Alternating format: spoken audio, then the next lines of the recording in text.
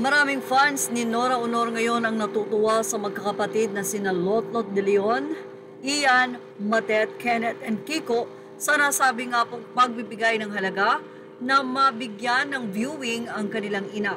Ibig sabihin, ang mga fans ni Nora Aunor ay may pag-asa na kahit papano ay makita sa huling sandali ang kanilang minamahal na si Nora.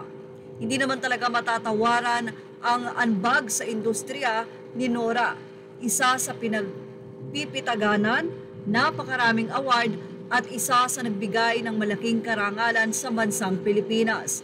Kaya nga isa si Nora Aunor sa hinirang na national artist noong year 2022 sa pamumuno ni President Rodrigo Roa Duterte.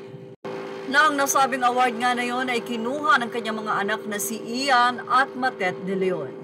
Samantala, marami nga ang mga nagmamahal kay Nora na nagpunta na sa unang wake nito, sa unang araw ng kanyang wake. At binigyan din ng military honor salute ang nasabing nga pong superstar dahil isa nga siya sa nagbigay ng malaking karangalan sa bansa at bilang isang national artist. Marami ang naglulungkot sa pagpanaw ng batikang aktres. At nito lang ay nagpahayag din ng pagkalungkot ang kanyang apo na si Janine at ayon sa kanya, with sorrowful hearts, we share the passing of our grandmother Mama Guy, a treasure to our family but truly always more the people than ours. She had a life of giving her immeasurable love to everyone she touched, whether on screen, through music, or in person.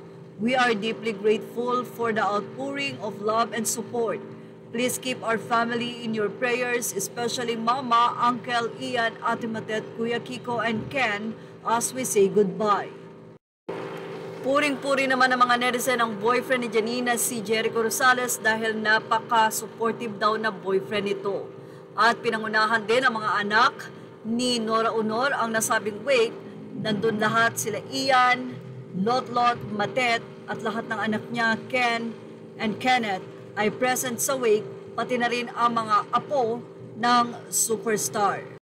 Ayon sa naging update ni Lotlot de Leon, si Nora Aunor ay ililibing sa April 22 sa libingan ng mga bayani. April 21, 1 p.m. to 12 midnight, family and friends, Mass 7 p.m. So, ang huling public viewing ay April 20. Ito ay Sabado, 10 a.m. to 4 p.m. public viewing, at pagdating naman ng 5 p.m. to 12 midnight ay family friends na ulit. At yan nga ang ating showbiz update. Images are all credit to the rightful owners. Thank you for watching Showbiz Now.